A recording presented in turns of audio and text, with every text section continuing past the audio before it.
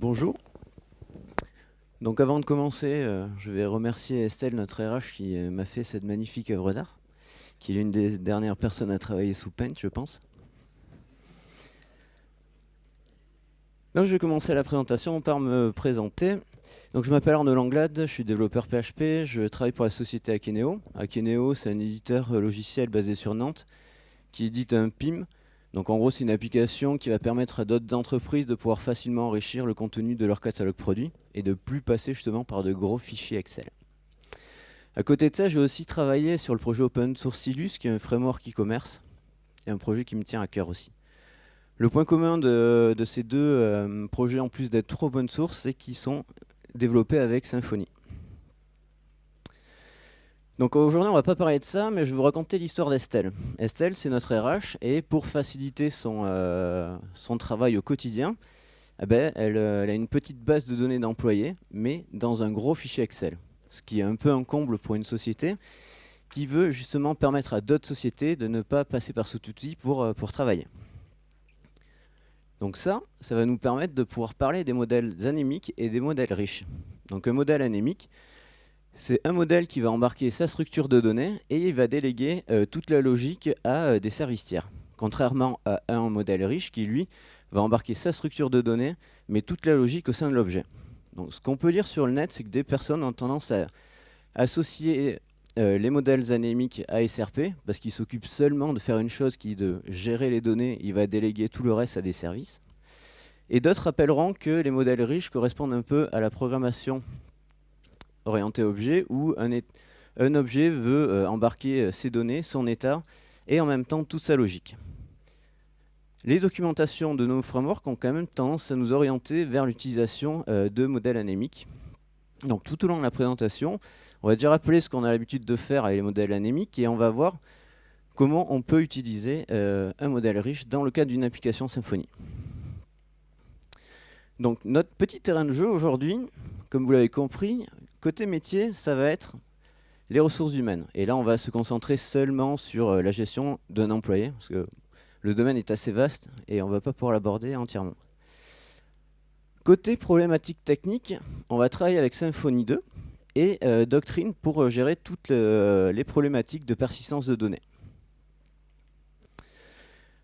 Donc quand on parle à un développeur de gestion de ressources, en général, la première chose qu'il va penser, enfin la première idée qui va popper, ça va être on va faire un petit CRUD. Donc CRUD, en gros, ça va être le fait de pouvoir exécuter des actions de base sur une ressource qui vont être pouvoir le créer, le mettre à jour, le supprimer et récupérer toutes les données qu'on vient de gérer. Donc quand on fait un CRUD, la plupart du temps, on va commencer par créer un modèle, la plupart du temps anémique. Donc ici. Ok, donc je vais définir les propriétés de mon employé. Donc un identifiant, comme son nom l'indique, qui me permettra d'identifier de manière unique l'employé. On va seulement travailler sur deux données, qui va être le nom du salarié, plus son poste qu'il va occuper dans la société, pour que ça soit plus lisible au niveau des slides. Et à côté de ça, j'ai décidé de rajouter deux petites données techniques, la date de création de la ressource, toujours utile, et je vais rajouter un petit champ qui va me permettre de pouvoir gérer une suppression logique. Du coup, j'aurai toujours les données en base de données, mais je ne les afficherai plus à Estelle. À côté de ça, on va définir tout un ensemble de mutateurs qui permettront forcément de muter les variables et d'accesseurs, vu que tout ça, c'est privé. La plupart du temps, dans une application Symfony, on a besoin de créer un form et son contrôleur. Donc on va commencer par créer le form. Le formulaire, en gros, ça va être la représentation du formulaire que vous allez afficher à Estelle pour qu'elle puisse saisir ces données. Donc ici, tout simplement, je vais dire que je veux deux champs texte. Le premier pour saisir le nom, le second pour saisir le poste. On spécifie aussi qu'on va travailler sur le modèle qu'on vient de créer. Et ensuite, on va définir tous les points d'entrée de notre application. En gros, les actions de lecture sur ma ressource et les actions d'écriture sur ma ressource. Alors, on va se focaliser seulement sur l'action d'écriture tout au long de la présentation. Déjà. Alors, Quand Estelle va vouloir créer son employé, qu'est-ce qui va se passer? Elle va rentrer une première fois dans cette action. Donc du coup, on va pouvoir usiner notre formulaire en fonction du form type qu'on vient de définir, sa configuration entre guillemets, et le modèle sur lequel on va travailler. Et ça nous permettra de pouvoir, dans un premier temps, calculer la vue associée, lui rendre, et là, Estelle, elle pourra saisir ses petites données. Donc après, elle va soumettre son formulaire. On repasse ici. Donc là, le formulaire va détecter, ah, il a été soumis. C'est cool. Donc qu'est-ce qui va se passer dans le mécanisme du composant form? Il récupère toutes les données envoyées par Estelle, il va les mapper au modèle anémique qu'on vient de créer ici. Et après ça, il va appeler la validation. Donc déjà, on peut voir que la validation est déléguée à un service tiers, notamment le composant validator de Symfony. Une fois qu'on a fait tout ça, je peux récupérer mes données, qui sont en gros mon modèle, et je vais les donner à Doctrine, qui lui va se charger de persister tout ça en base de données. Donc là, c'est cool, on a au moins l'action de création qui fonctionne. Si on prend un peu plus de recul sur en gros le cru de manière générale, on peut voir que là, notre petit modèle anémique, il est au centre des débats. C'est-à-dire que quand Estelle va soumettre des données, on va se baser sur le composant form qui, lui, va mapper toutes les données, usiner le modèle, pop, on le donne à Doctrine, ça persiste en base de données. Et pour toutes les actions de lecture, on va aussi demander à Doctrine de nous récupérer les données, mais il va usiner exactement les mêmes modèles qui seront donnés à la vue pour la retourner à Estelle. Donc là, on peut voir que tout à l'heure, on parlait des SRP, mais finalement, notre modèle anémique, déjà, il a deux responsabilités. On va l'utiliser pour l'écriture et pour la lecture. Un autre truc qu'on va parler, c'est le fait de déléguer toute la logique de mon objet à des services tiers. Il y a déjà le premier point, qui va être la validation. Comme je le disais sur la slide précédente, on va déléguer la validation au composant validator de Symfony.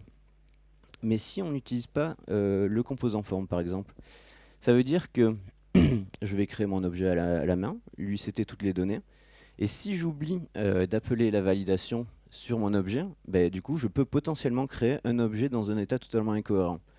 Si je le persiste en base de données et que la base me retourne aucune erreur, potentiellement j'enregistre des données qui ne sont pas fiables en base. Et du coup ça pourrait potentiellement faire crasher mon application. Un autre point sur le fait de déléguer toute cette logique à des services tiers. On a tendance à faire ce qu'on va appeler des employee managers, employee helper, enfin on peut les nommer en les suffixant par manager, helper, service, etc. Et c'est des petites classes où on va commencer à mettre toute la logique associée à notre objet. Donc au début c'est cool, il n'y a pas trop de fonctionnel, la classe est à peu près maintenable. Au fur et à mesure du développement d'une grosse application, on va rajouter de plus en plus de choses. Après, il y a des fois, on va avoir des choses, bon, c'est un rapport avec l'employé, on ne sait pas trop où le mettre, on va le mettre là-dedans aussi, c'est pas grave, il y a au moins un employé dans le nom de la classe. Et du coup, on va se retrouver à avoir des classes énormes, donc du coup, ça va être difficilement testable, difficilement maintenable. Et du coup, là, le côté SRP, on l'a totalement oublié, quoi. Et dernière problématique, c'est que nos modèles anémiques, vu qu'ils n'ont strictement aucune logique métier, ils ont tendance à être excessivement techniques, comme les deux fameux petits champs que j'ai rajoutés à la fin pour savoir quand est-ce qu'il va être créé ou supprimé. Et on a plutôt tendance à penser nos modèles un peu comme on va les stocker en base de données. Et ça, c'est pas vraiment génial parce que nos modèles sont censés quand même représenter notre métier. Donc, on a vu que nos petits modèles anémiques avaient quelques petits inconvénients et on va voir comment on va pouvoir le transformer en modèle riche et voir si celui-ci pallie tous ces problèmes. Je vais en profiter juste pour prendre un petit verre d'eau.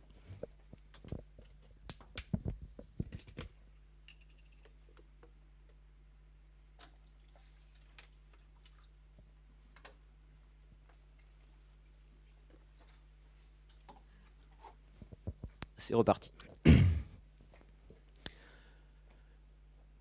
Donc, qui de mieux qu'Estelle, qui est notre expert métier, pour nous donner toute cette fameuse logique qu'on va pouvoir injecter dans notre modèle.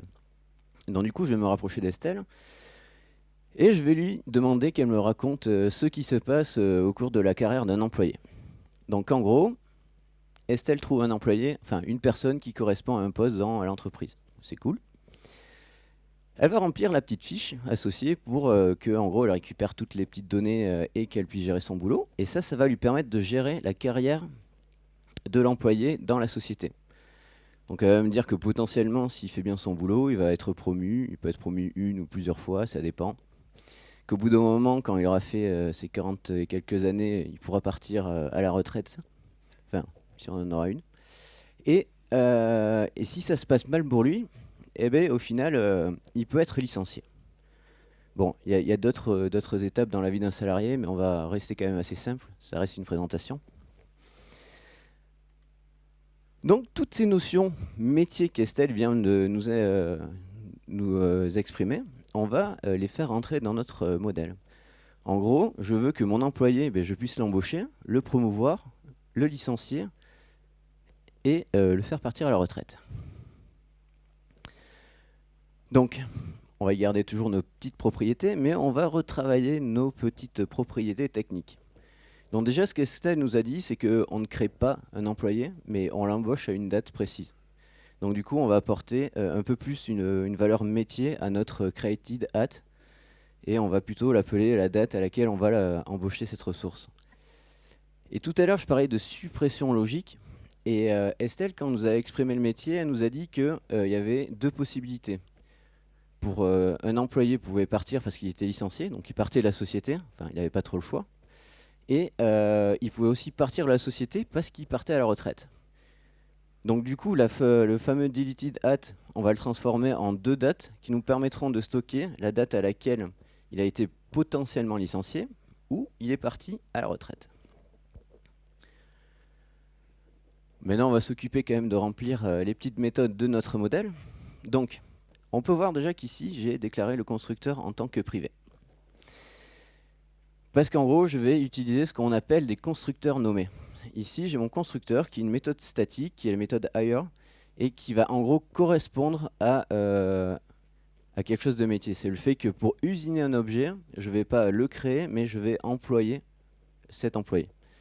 Donc en gros, c'est juste, ça me permettra juste d'appeler mon constructeur qui déclarait privé. À côté de ça, je définis les autres méthodes, promote, qui vont me permettre de pouvoir muter le poste de mon employé au cours de sa carrière, et les autres méthodes qui permettront de fixer les dates à laquelle l'employé a été licencié ou est parti à la retraite.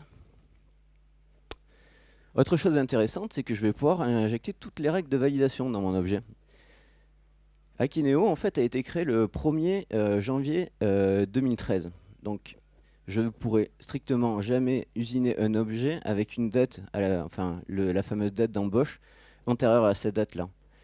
Donc le fait de rajouter la validation ici, ça me permettra de jamais usiner un objet dans un état incohérent. Et par exemple, sur la méthode retire, je ne pourrai jamais déclarer un employé qui part à la retraite si celui-ci a été au préalable licencié. Donc là, ça me permettra aussi de contrôler sur toutes les méthodes de mon modèle riche, les actions, et garder un état cohérent, et garder l'état cohérent de mon objet. Donc la question qu'on pourrait se poser, c'est comment on utilise ce type de modèle dans une application Symfony.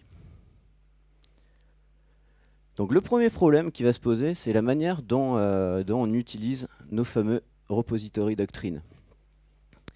En fait, on a tendance à utiliser les repos doctrines comme des entrepôts de requêtes, c'est-à-dire que dès qu'on va avoir un besoin spécifique, le fait de requêter de manière spécifique des données, on va créer un repos personnalisé avec tout un ensemble de méthodes qui correspondront qu'à des requêtes SQL. Si on se rapproche de la définition du pattern repository, c'est pas tout à fait ça. En gros, un repository, ça va se comporter comme une collection d'objets uniques. Alors dans le cas de l'employé, ça va être une collection d'employés, on pourra mettre que des employés dans cette collection, qui seront uniques, c'est-à-dire qu'on ne peut pas mettre 2 fois le même employé dans la collection. Et l'avantage du repository, c'est qu'il va faire l'interface avec le système de persistance. Donc c'est-à-dire que PHP n'a pas un état maintenu entre toutes ces requests. On va faire une première requête, donc je vais ajouter un premier employé à mon repository. Le repository se chargera de prendre les données et les persister en base.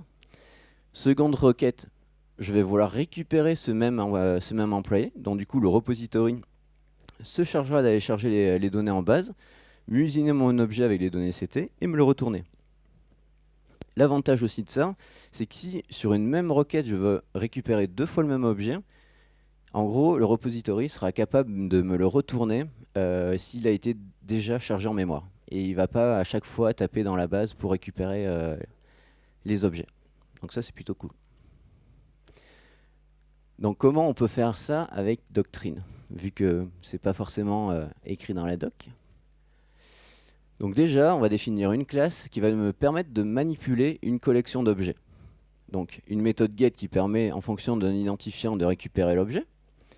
Une méthode add qui va permettre de pouvoir ajouter.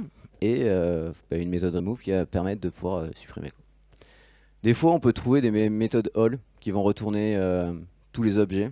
Attention au nombre d'objets que vous avez, enfin de nombre d'entrées que vous avez en base, ça peut piquer. Donc autre chose intéressante ici, c'est qu'on voit que je n'étends plus l'entity repository de Doctrine. Mais j'ai juste décidé de définir un contrat. Donc ici, le contrat il est dédié au repository employé. Mais vous pouvez très bien définir un contrat générique, un entity repository interface. À vous de voir, suivant les cas. Et la seule dépendance que mon repos va avoir, ça va être l'entity manager de Doctrine. Et c'est là-dessus qu'on va se baser pour faire tout notre repos. Donc, notre méthode get elle va s'appuyer sur la méthode find de l'entity manager qui va être capable, en fonction d'un nom de classe et d'un identifiant, d'aller récupérer l'objet en base de données.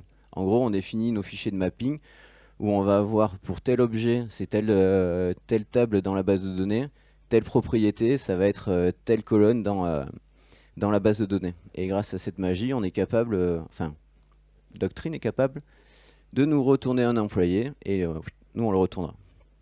Méthode add et remove. Pour l'ajout, on va se baser sur la méthode persist, qui va en gros déclarer l'objet qu'on vient de créer comme objet à traquer, et quand on va flusher cet objet en base de données, Doctrine, lui, il va récupérer toutes les données pour les insérer en base de données. Même principe pour la méthode remove, on va déclarer l'objet qu'on veut supprimer comme objet à supprimer. Et quand on va flusher les données, Doctrine va se charger de les sortir de la base de données. Autre question importante, c'est que deviennent nos petits setters? Est-ce qu'ils sont réellement obligatoires? Et là, la réponse est non. Parce qu'en fait, Doctrine va utiliser la réflexion pour créer ces fameuses entités. Doctrine récupère les données en base de données, casse la visibilité des propriétés et va mapper toutes les données qui viennent de la base de données. Donc du coup, plus besoin de mutateur pour faire ça. Autre question qui va se poser, c'est si mon objet est un constructeur, comment ça se passe? Et bien là, c'est pas mal parce que Ocramius, un des devs du projet Doctrine, a fait une petite librairie qui va permettre de pouvoir bypasser la méthode construct de nos entités. C'est-à-dire que du coup, on pourra usiner n'importe comment un objet. Et là, à partir de tout ça, Doctrine est capable de pouvoir musiner mes objets avec les bonnes données. Donc ça, c'est plutôt pas mal. Un autre petit problème, ça va être le composant forme. Lui, par contre, il a vraiment besoin des mutateurs parce que il utilise le property accessor de Symfony qui a besoin soit de propriétés publiques pour mapper les données, soit de setter. Mais heureusement, on a un pattern qui va venir nous aider, qui est le pattern commande. En gros, une commande, ça va être un objet qui va représenter toutes les informations nécessaires pour exécuter une autre méthode. À quoi ça ressemble? Eh ben, c'est tout simple. Ça va être un objet sans aucune logique de quoi que ce soit. Je vais utiliser le principe des propriétés publiques parce que c'est plus simple, moins de code, pas besoin de getter, setter. Et ces deux propriétés vont correspondre exactement aux propriétés que j'aurais définies dans mon formulaire. Le nom et le poste. Donc maintenant, la question qu'on peut se poser, c'est comment utiliser cette commande dans le cadre d'une application, et notamment dans le contrôleur. Donc ici, quand je vais usiner mon formulaire, je ne vais plus lui donner le modèle que j'avais précédemment créé, mais la commande. Et donc du coup, ici, quand je vais envoyer des données à mon formulaire, il va mapper les données sur la commande, il va valider la commande, ce qui me permettra toujours de retourner les erreurs de saisie à l'utilisateur. Et les données qui seront récupérées de mon formulaire seront la commande avec ces données mappées. Donc là, je pourrais usiner mon objet employé avec mon petit constructeur nommé, et je vais le donner au repository qui lui se chargera de persister tout ça en base de données. Donc qu'est-ce qu'on a fait depuis qu'on a commencé à refactorer notre modèle? Donc du coup, Estelle, dans le processus, elle envoie ses petites données. Donc là, le composant forme n'usine plus notre modèle anémique, mais va usiner une commande avec les données soumises. On va pouvoir créer un modèle, notre modèle riche grâce à ces données, et on va la donner au repository qui les mettra en base de données. Donc maintenant qu'on a une petite interface pour pouvoir sauvegarder les données, Estelle, ça fait des mois qu'elle maintient son fichier Excel et elle n'a pas forcément envie de tout ressaisir à la main. Donc on va lui développer un petit import de fichier Excel. Mais la problématique ici, c'est que toute la logique est dans mon contrôleur. Donc rien n'est mutualisable et même si on a un modèle riche, du coup c'est pas tip top. Donc c'est là que notre pattern va intervenir, ça va être le command bus. Donc en gros, un bus, ça va prendre une commande, ça va trouver le bon handler associé. Et donc du coup, il y a une relation one-to-one entre les deux. Une fois qu'il a trouvé le bon handler, il va lui donner la commande et il va exécuter ce handler.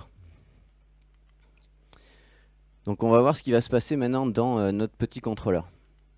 Bon, vu que ça reste un pattern technique ici, on va pas voir l'implémentation, mais je vais plutôt me baser sur SimpleBus, qui est une librairie qui a été écrite par Mathias Nowak et qui fait très bien le job.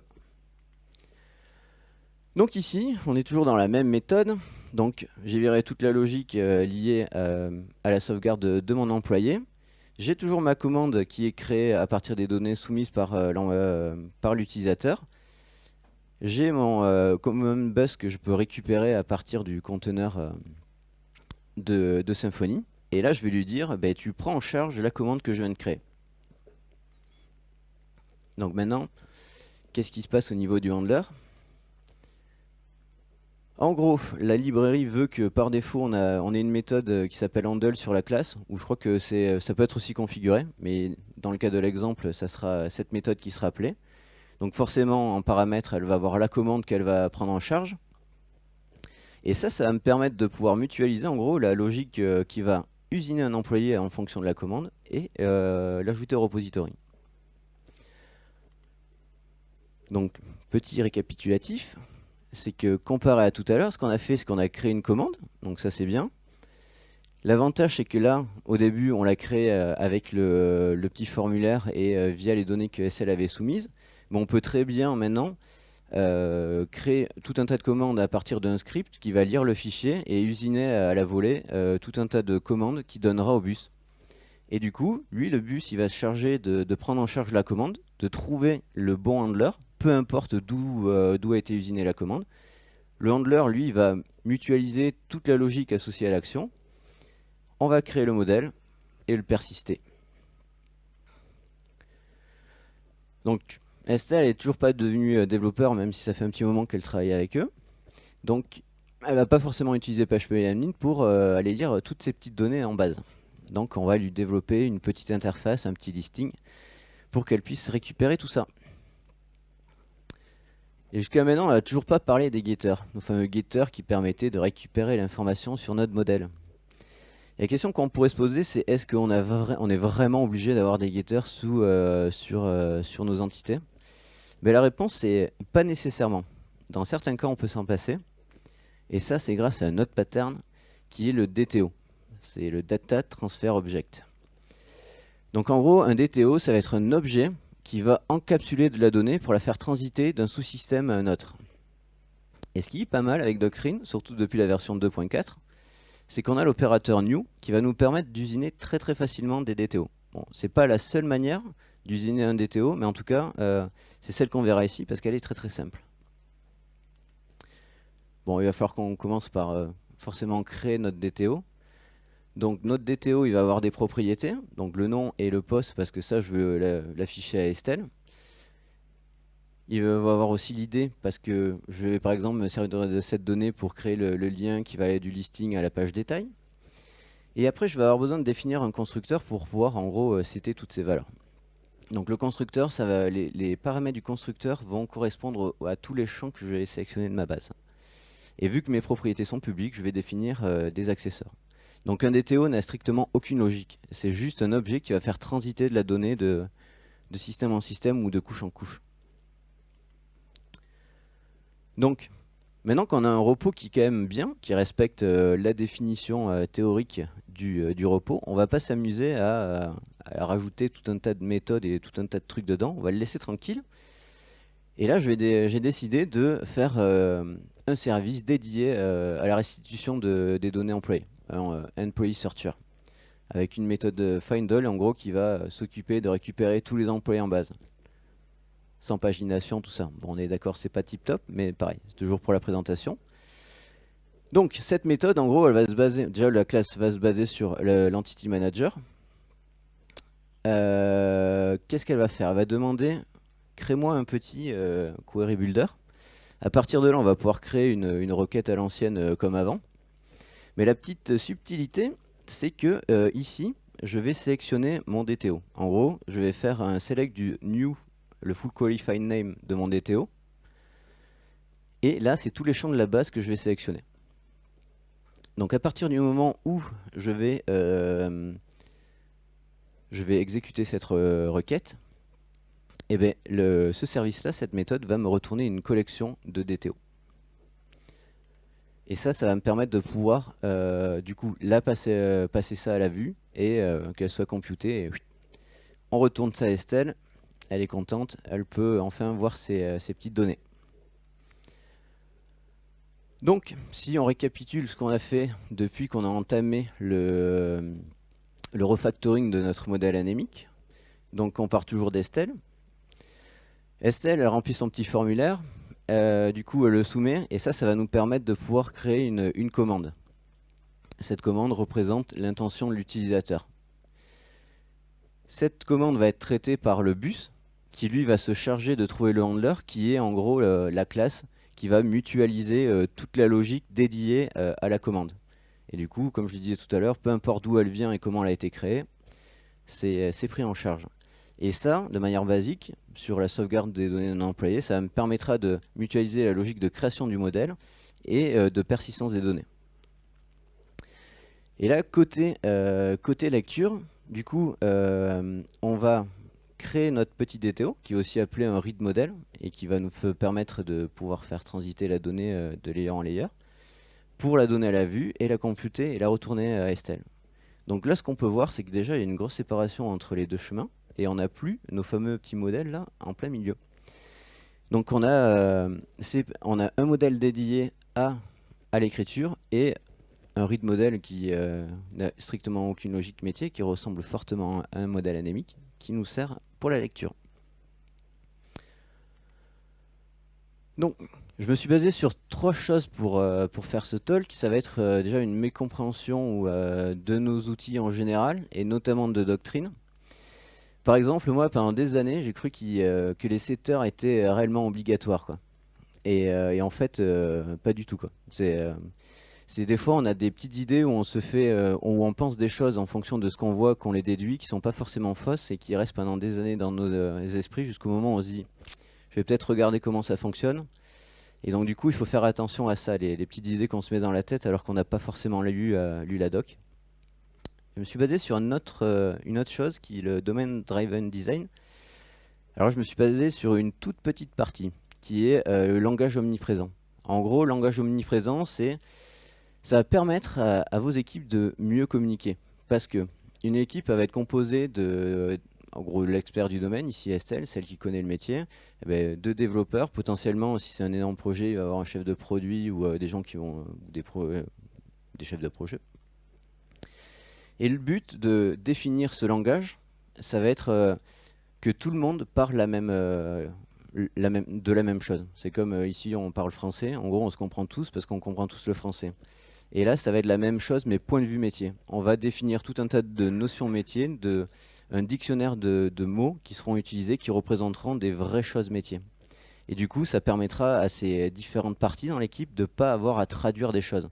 Genre le développeur, il arrive du fin fond de son code, il a un problème, il a besoin d'avoir un peu de fonctionnel et des trucs comme ça, il va pas avoir à traduire tout le métier qu'il est en train d'implémenter parce que lui il fait que des trucs techniques depuis un petit moment.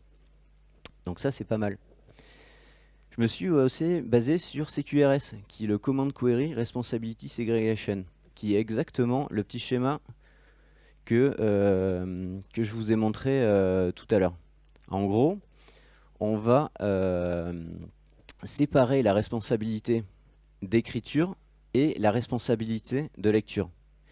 Donc en gros, on aura un modèle qui sera dédié au cycle d'écriture et qui sera fortement teinté métier. Et après, on aura un autre chemin qui est la lecture. Et là, on a vu qu'on utilisait des DTO et qui étaient seulement des objets qui permettaient de faire transiter la donnée.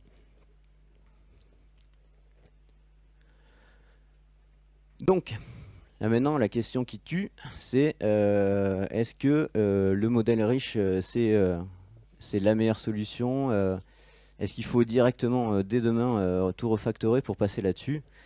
Eh ben, j'ai envie de dire que ça dépend de beaucoup de choses. Comme pas mal en informatique, il n'y a jamais de réponse à toutes les questions. Et ça va surtout dépendre de l'importance que vous allez apporter au métier que vous êtes en train de développer. C'est-à-dire que là, je vais prendre deux exemples. Déjà, avant d'arriver à Kineo, je bossais en web agency où j'ai fait pas mal de petits projets. En gros, c'était des applications REST qui permettaient de sauvegarder la donnée, un petit back-office qui permettait de restituer la donnée via une interface web. Et ça, c'était mangé par une application mobile pour sauvegarder les données. Donc, en gros, là, strictement aucun métier, quoi. Je m'occupais de prendre la donnée, persister, la restituer. Prendre la donnée, persister, la restituer. L'équipe était simplement composée de chefs de projet technique qui m'avaient dit j'ai besoin de X CRUD. Donc là, dans ce cas-là, le modèle anémique peut faire l'affaire. Parce que je crois qu'il n'y a rien de pire que d'essayer d'inventer le métier de nos clients. Et c'est surtout que ces projets-là, c'était genre 5 à 10 CRUD, mais vraiment la persistance de données. Donc ça, avec le ressource bundle de Silus, ça m'a permis de dépiler pas mal de micro-applis comme ça. Mes chefs de projet étaient contents, moi aussi. Mais dans d'autres cas, comme par exemple on est un éditeur logiciel, où là on travaille sur un métier, on implémente un métier, on retranscrit le métier dans notre application, là ça va vraiment changer. Déjà dans un premier temps, le langage omniprésent, ça va permettre de faciliter la communication dans l'équipe. C'est-à-dire que tout le monde va se comprendre et il n'y a pas le PO qui, par exemple, va exprimer un fonctionnel, le développeur va penser quelque chose, etc., va l'implémenter. Du coup, sur les reviews, on va voir que c'est pas du tout bon. Donc là, on va commencer à favoriser. Tout le monde va parler la même chose et ça, c'est pas mal. Et ça, c'est le premier point qui va permettre de créer nos modèles riches où on va prendre tout ce métier, on va pouvoir le retranscrire dans nos modèles. Et si le développeur a une problématique et a besoin de revenir vers son PO ou son expert métier, l'avantage c'est qu'il aura juste à reprendre ce qu'il vient d'insérer dans son modèle, qu'il vient de coder, quoi. Donc il y a plus de, on casse la barrière technique et ça c'est pas mal. Il y a un autre bénéfique. Enfin, un autre effet bénéfique, c'est quand votre équipe va avoir besoin de grossir. Le fait d'embarquer de nouveaux développeurs dans l'équipe, ça c'est quelque chose qui n'est pas évident. Et si on le met un peu à développer une feature quelconque qui va se baser sur des modèles riches, l'avantage c'est que si il a un problème et qu'il a vraiment besoin de revenir sur son PO ou son expert du domaine pour qu'il lui explique des choses, c'est que même sans trop connaître ce qu'il va faire, il va reprendre exactement les notions métiers qu'on vient d'injecter dans notre modèle. Donc déjà, ça va favoriser la communication. Et de manière plus globale, si vous lisez vos modèles riches, ils vont embarquer votre métier, les règles de validation, et ça va faciliter la compréhension du métier de manière globale. Et ça, du coup, ça peut être pas mal. Faut pas oublier que quand on a la possibilité, c'est pas toujours le cas, des fois on est peut-être web agency ou SS2I, on est vendu au forfait, des trucs comme ça, donc effectivement il y a la pression, mais sinon de manière plus générale, quand on est chez un éditeur ou autre, on n'est pas seulement que des pisseurs de code, quoi. C'est le développeur, lui, son boulot, ça va être de retranscrire le métier et l'implémenter dans une stack technique. Donc c'est là-dessus que se finit la présentation. Donc n'hésitez pas à me donner toutes vos remarques sur le join-in. Je vais me permettre de finir sur une slide un peu plus engagée. Merci à tous. Si vous avez des questions, je suis là.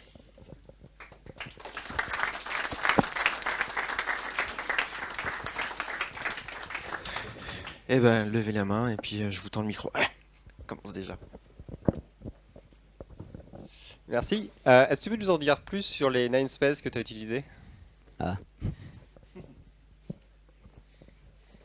Ouais. En fait, je les ai laissés dans, dans les slides pour... ouais, justement pour titiller un peu. Et c'était plutôt quand j'allais publier ça sur le net. Donc effectivement, je me suis aussi inspiré d'autres trucs, comme dans le DDD, le fait de découper l'application en couches. Donc là, on peut voir l'infrastructure qui va être dédiée... alors comment l'expliquer simplement? Ça va être toute la gestion de données, tout... je vais peut-être pas commencer par ça, on reviendra là-dessus. Donc logiquement, il devrait avoir le domaine au niveau d'un modèle. Non. Hop, hop, hop. On va commencer par le bas. Non, non, non, non. Ah putain, désolé. Bon bref, c'est pas grave. Donc du coup, le domaine, c'est là où en gros, ça va représenter tout votre métier, tous vos modèles, modèles riches, embarqués métiers, tous vos services métiers. Après, vous allez avoir l'infrastructure, donc là, ça va être tout ce qui va être lié à la persistance de données, l'envoi des mails, tout ce qui est un peu jetable et qui est purement technique. Je schématise. Après, j'ai aussi utilisé, j'ai coupé le reste de l'application en deux couches. La couche présentation, donc là ça va être tous les points d'entrée de votre application, donc commande mais au sens symphonie, vos CLI, etc. Contrôleur, donc hop. Et après la couche application qui va traiter les use cases utilisateurs. C'est-à-dire que c'est là où vous allez mettre votre commande et tout ça. C'est l'intention de l'utilisateur, notamment d'Estelle, ça va être de créer un utilisateur. Donc en gros, on a une commande, je crois que c'était hired employee.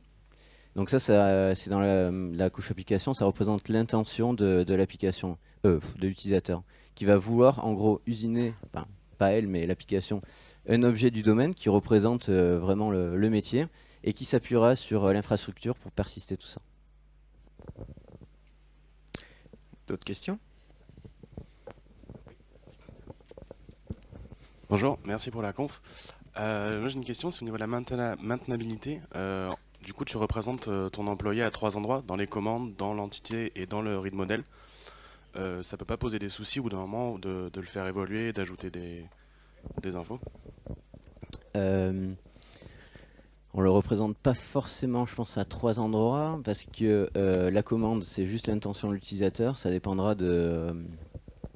il y a plusieurs use cases, quoi. Il y aura plusieurs commandes qui vont représenter le fait que à un moment, je voudrais le licencier, le supprimer. Donc ça va être plein de petites briques qui vont représenter tous les cas métiers, toutes les actions liées à mon employé.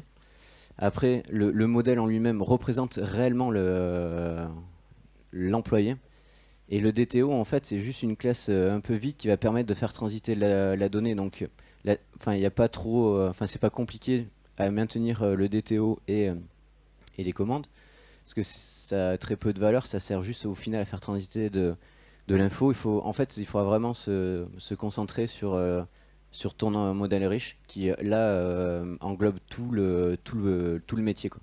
En gros, toutes les choses que tu es en train d'implémenter, soit pour ton entreprise si tu es un éditeur, soit pour ton client. D'autres questions? Merci.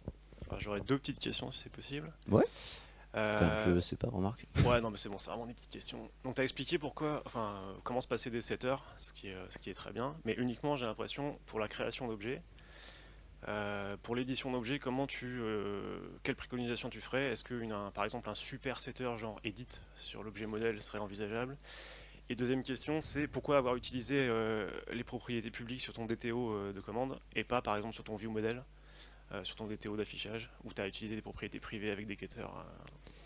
Alors, sur la seconde question, alors sur la commande, parce que en mode feignasse, propriété publique et ça marche bien. Sur le DTO, j'ai dit que c'était pas la seule manière d'usiner des DTO, mais Doctrine a besoin d'un constructeur avec la liste des paramètres que tu vas sélectionner. Donc du coup, c'est pour ça que j'ai décidé de ne pas faire un constructeur avec des propriétés publiques à côté. J'ai quand même mis des petites propriétés privées avec des accesseurs.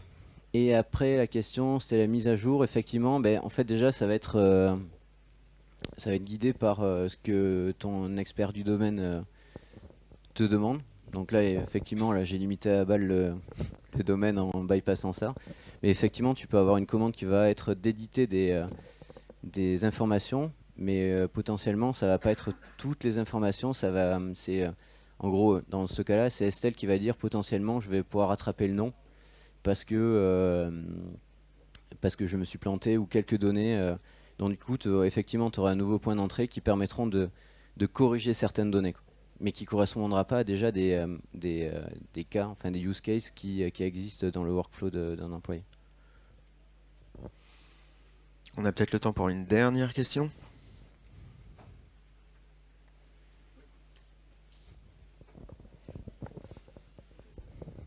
Merci. Moi, j'ai une question concernant la validation. Donc, si j'ai bien compris, le principe, c'est de mettre la validation maintenant dans des constructeurs nommés. Que deviennent tous les validateurs de Symfony?